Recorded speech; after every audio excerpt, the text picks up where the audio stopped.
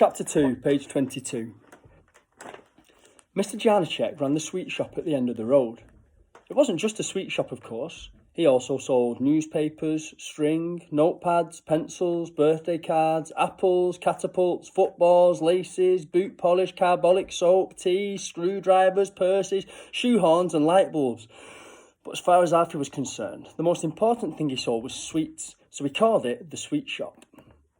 Behind the counter stood rows of tall, clear glass containers crammed full of sherbet lemons, apple and pear drops, bullseyes, licorice sticks and caramel surprises.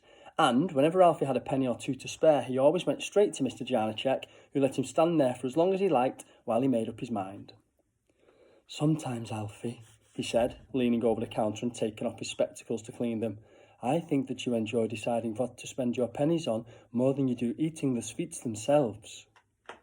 Mr. Janacek had a funny voice because he wasn't English. He was from Prague, but had come to London 10 years before and had never lost his accent.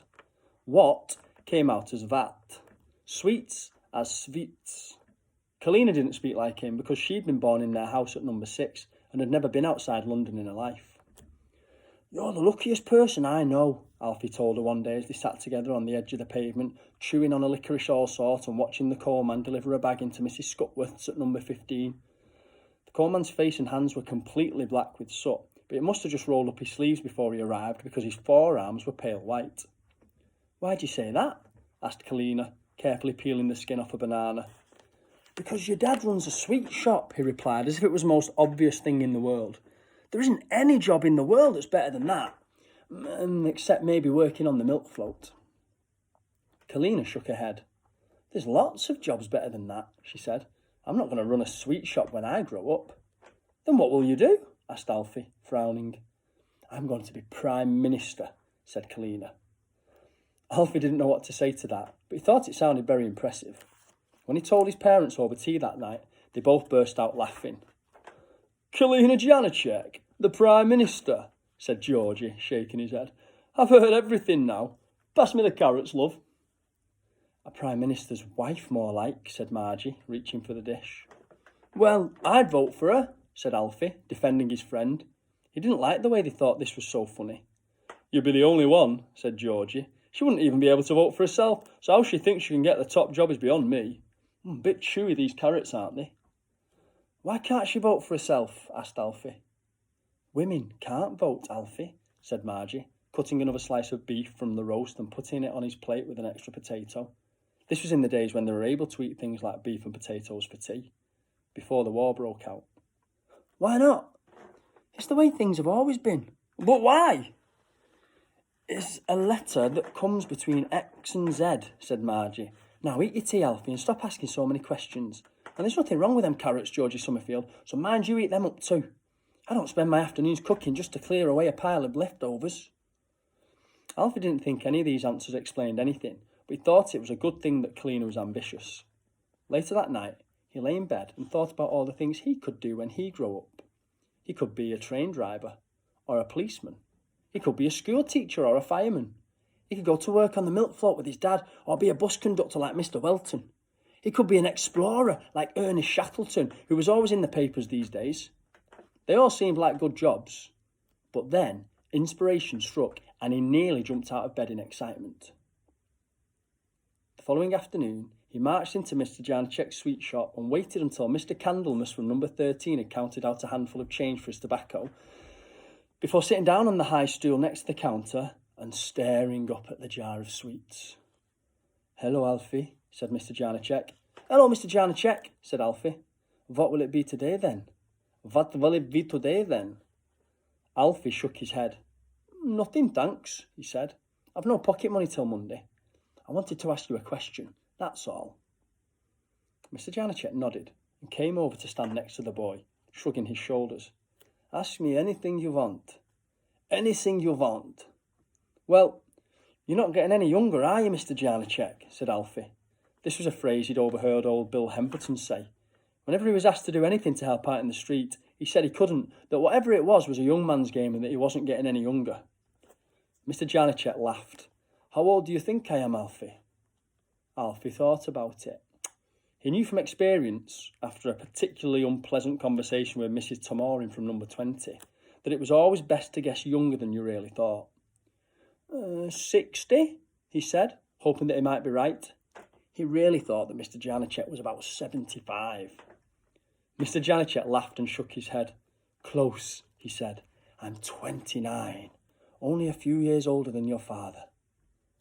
Alfie didn't believe him for a moment, but he let it go. Well, one day you'll be too old to run the shop, won't you? He asked.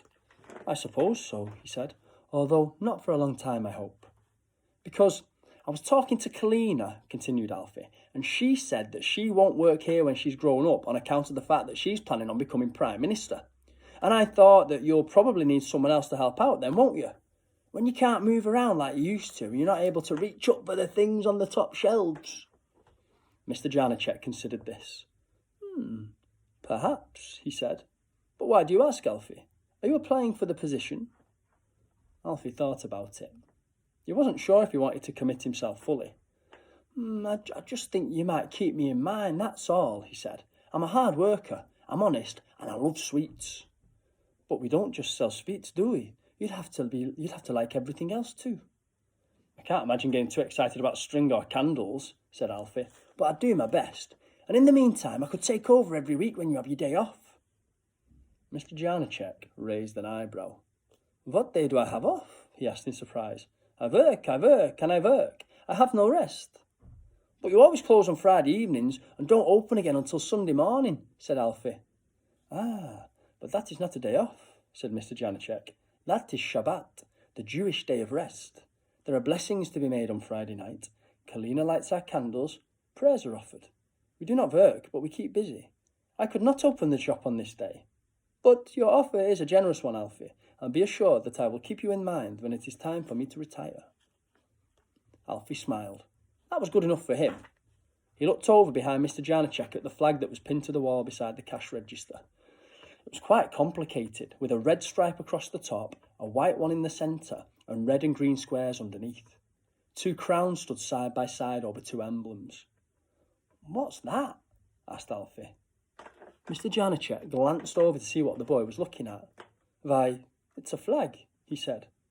It's not a flag of England. No, it's the flag of my homeland, where I was born and where I grew up. Prague is a very beautiful city, he added, stroking his chin and staring off into the lemon twisters. Perhaps the most beautiful in the world. The city of Mozart and Dvorak. The city where Figaro and Don Giovanni were first performed. And if you have not crossed the Charles Bridge over the Vladza as the sun drops behind the castle, then you have not lived, my friend. You will visit it one day, I am sure of it. Alfie frowned. He'd understood almost nothing of what Mr. Janacek had said. If Prague is so wonderful, he asked, then why did you move to London? Mr. Janacek's face burst into a wide smile, and he looked as happy as Alfie had ever seen him. For the best reason in the world, he explained. For love. Alfie jumped off the stool then, said his goodbyes and marched back outside. He had no interest in hearing about this. Love was something that grown-ups talked about and girls read about, although Kalina never discussed it.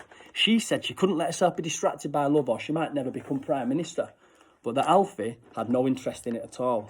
He could tell that Mrs. Janacek was very pretty, for an old woman anyway, but he couldn't imagine that he could ever fall in love with her. Of course, Mrs. Janacek had died in 1913, the year before the war began. She got very sick and very thin, and soon she couldn't leave the house. Margie went to call on her every day, and Alfie overheard her telling Georgie that she was wasting away, poor woman, and soon she was gone, and Mr. Janacek and Kalina were left alone. Alfie tried to talk to his friend about what had happened, but she said she didn't want to discuss it, not just yet. So instead, he simply took her out to play every day, even when she didn't want to go. He told her all his worst jokes, one of which, 3 months after her mother died, made her laugh out loud, and everything seemed to be all right again after that.